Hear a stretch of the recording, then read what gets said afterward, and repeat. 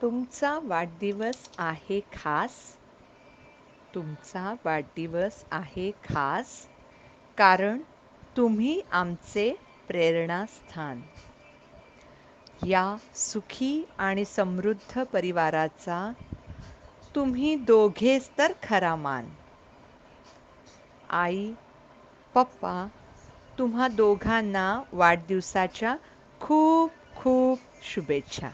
तुमच्यावर सर्वात जास्त जीव टाकणारी कोणी व्यक्ती असेल तर ते तुमचे आई वडील. असं म्हणतात की देव सर्वत्र असू शकत नाही, म्हणूनच त्याने आई वडील निर्माण केले. या आई वडिलांबद्दल काय आणखी सांगू. आई वडील एक आयुष्याची सोबत. आई वडील गुणांचं तोंड भरून कौतुक करणारी व्यक्ती. आई वडील अवगुणांवर शिताफीने पांघरून घालणारी व्यक्ती. आणि सर्वात महत्वाचं म्हणजे आम्हा सर्वांना समजून घेणारी व्यक्ती. आज त्यांचा वाढदिवस.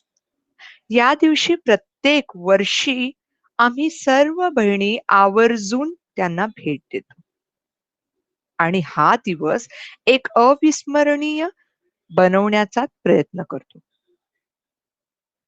कधी स्वप्नातही वाटलं नाही की करोनासारखं संकट येईल आणि आपल्या माणसांना, आपल्या सख्ख्या आई वडिलांना देखील आम्ही भेटू नाही शकणार.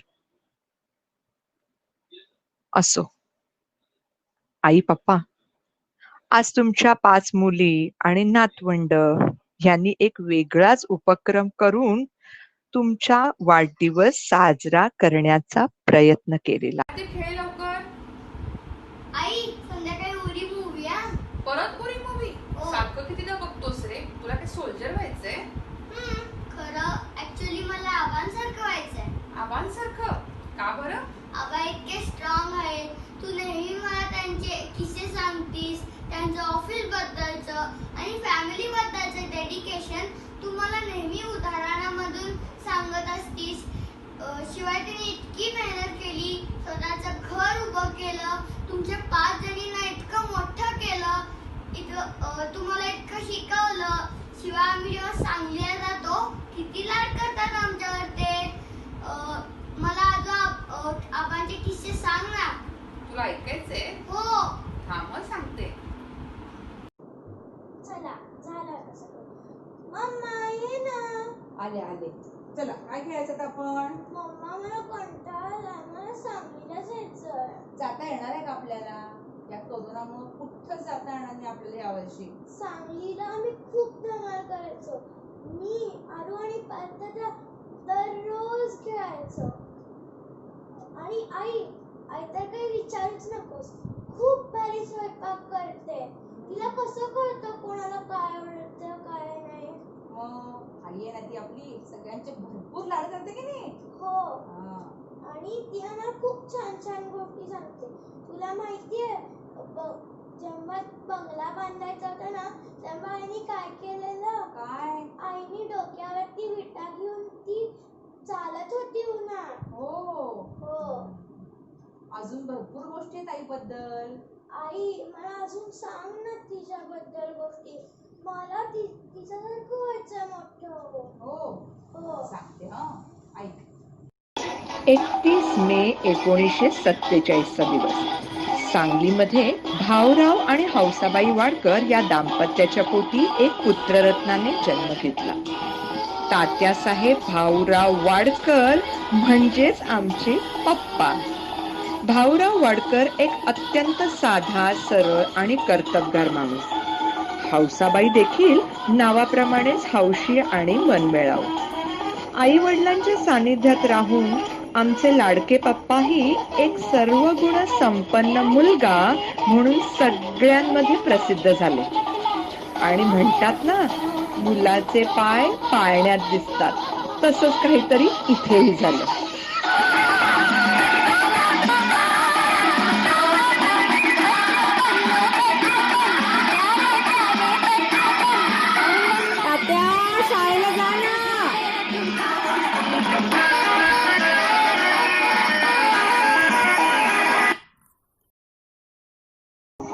इकडे सांगलीमध्ये वकारबाग एरियात याच तारखेला, पण वर्ष मात्र वेगळं बरं का, 31 मे 1951 साली बाबूराव आणि गंगूबाई हुळ्ळे या दाम्पत्याच्या पोटी एक कन्यारत्न जन्माला आले. नलिनी बाबूराव हुळ्ळे म्हणजेच आमची लाडकी आई. बाबूराव हुळ्ळे हे एक अत्यंत नावाजलेले व्यापारी, पण स्वभावाने म्हणा किंवा राहणीमान अत्यंत साधं. त्यांची पत्नी ही देखील अत्यंत शिस्तप्रिय व्यक्ती. 6 भावंडांमध्ये आमची आई म्हणजे एक सुंदर, समजूतदार आणि मेहनती व्यक्तिमत्व. आणि बरं का, लहानपणापासून खेळ आणि स्वयंपाक या दोन्ही गोष्टीही तिला प्रिय.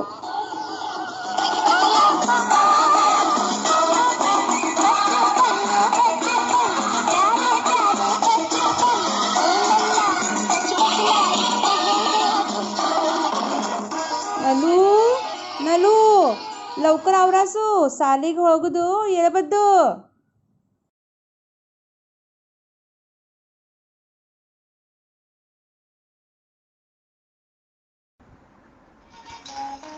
मोठं व्हायचंय आणि खूप यशस्वी व्हायचंय हे एकच ध्येय ठेवून पप्पा अगदी दिवस रात्र मेहनत करू लागले. या सर्वांमध्ये त्यांच्या आई वडिलांचा खूप महत्वाचा म्हणजे अगदी सिंहाचा वाटा होता बरं का.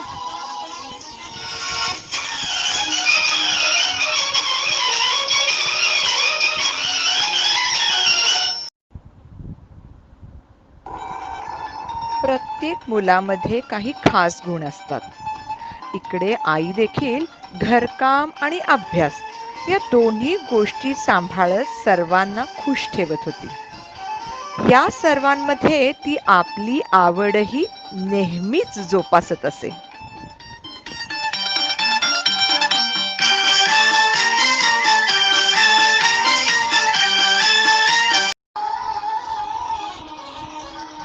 कुतूहल हे अवखळ घोड्यासारखं असतं.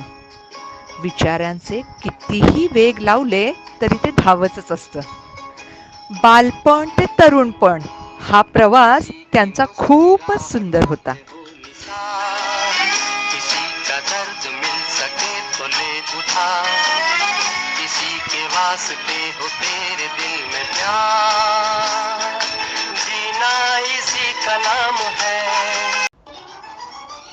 आईला मदत करण्यापासून ते सर्वांची काळजी घेईपर्यंत आणि भातुकलीच्या खेळापासून ते कॉलेज लाईफ पर्यंत दिवस कधी भुरकन उडून गेले हे काही कळालंच नाही.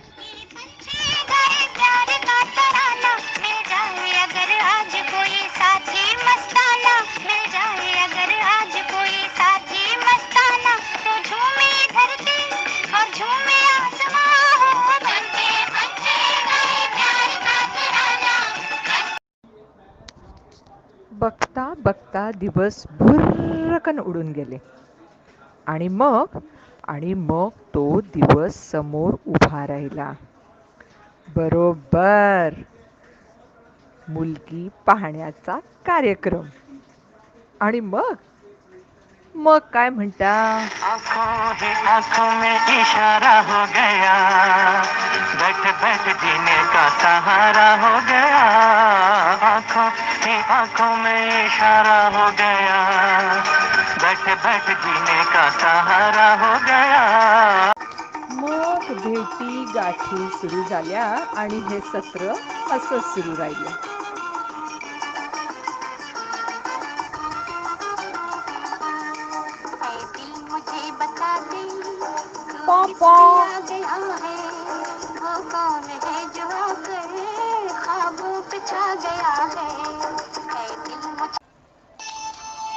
आणि अशा प्रकारे नजरेंची आणि भेटींची देवाणघेवाण सुरू झाली.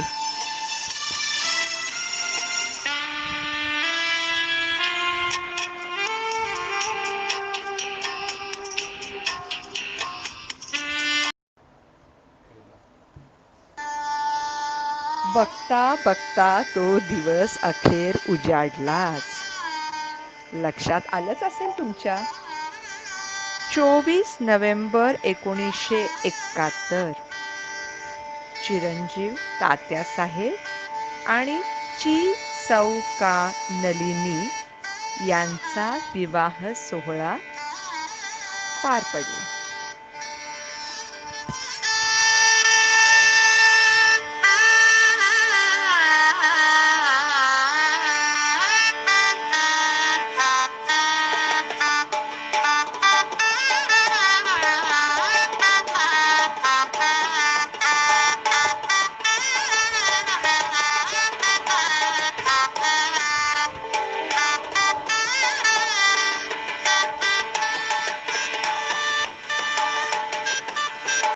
लग्नानंतर घरच्या जबाबदाऱ्यांच्या बरोबरच दोघेही एकमेकांच्या आवडीनिवडी पण जपत असत.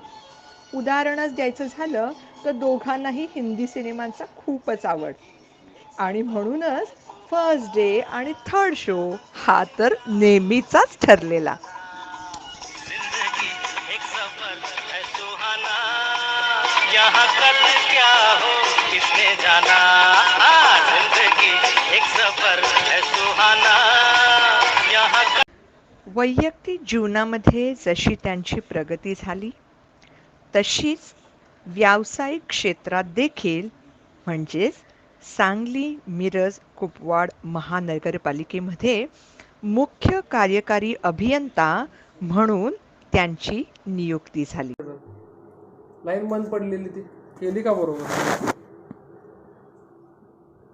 नाही, मी त्या समोर घेऊनच बसलोय. मोटरचं वगैरे काम बघायचं आहे. 10 HP ची मोटर लावून टाकू की तिथं.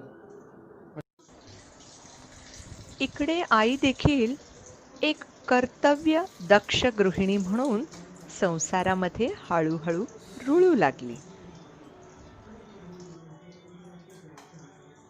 दिवसामागून दिवस निघून गेले आणि त्यांच्या आयुष्यात त्यांच्या प्रेमाचं पहिलं प्रतीक म्हणजेच आमची मोठी बहीण विजया हिचा जन्म झाला.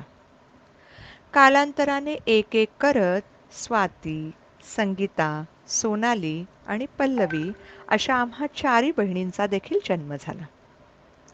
संसारिक जबाबदारी पार पडता पडता काबाड कष्ट करून पप्पांनी स्वबळावरती एक बंगला बांधला. आपल्या वडिलांच्या नावाच्या स्मृतिप्रित्यर्थ भाऊ स्मृती असं त्या बंगल्याचं नामकरण केलं. ह्या सर्वांमध्ये आईचा देखील तितकाच हातभार होता. उदाहरणच द्यायचं म्हटलं तर वेळ पडेल तेव्हा अगदी डोक्यावरती विटा आणून देखील तिने बांधकामात आपला खारीचा वाटा उचलला. असे काही सोनेरी आणि सुखद क्षण वाडकर अँड फॅमिलीचे.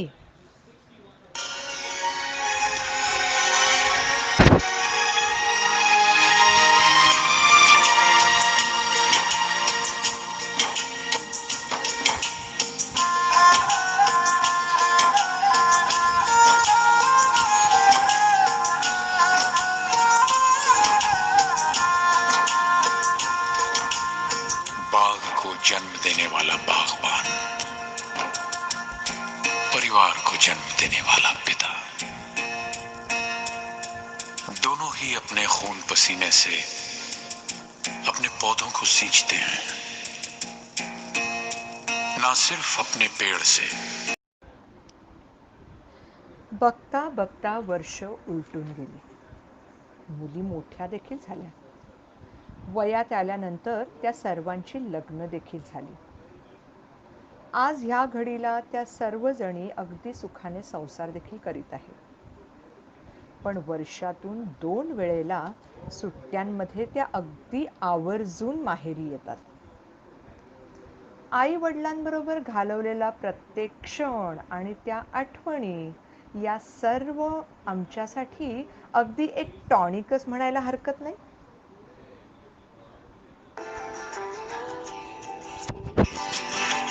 यादों के पुराने एल्बम में छुपा के रखे हैं हमने वो दिन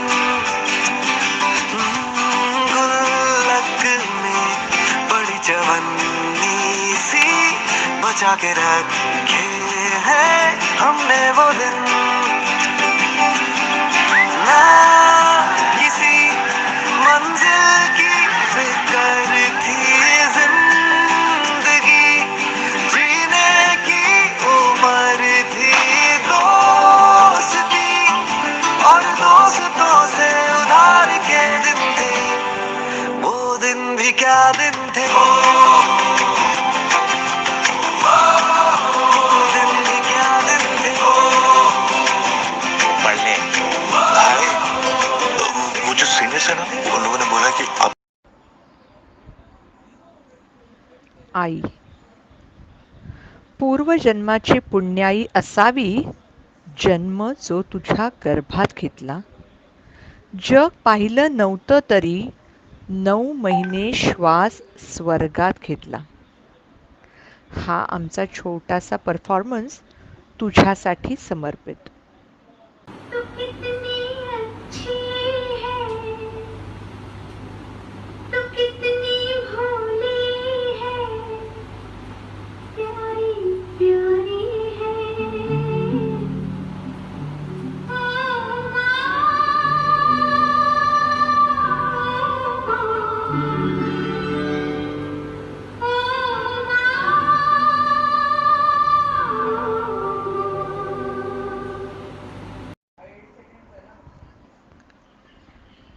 वडील. वडिलांचा मला कळलेला अर्थ. आमचे पप्पा म्हणजे अपरिमित कष्ट करणारं शरीर.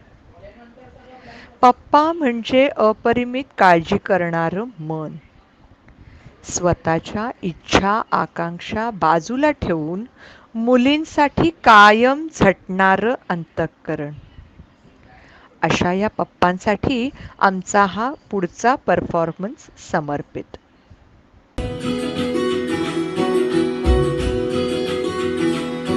उंगली पकड़ के तूने चलना सिखाया था ना, दहलीज ऊंची है ये पार करा दे, बाबा मैं तेरी मलिका, टुकड़ा हूँ तेरे दिल का, एक बार फिर से दहलीज पार करा दे,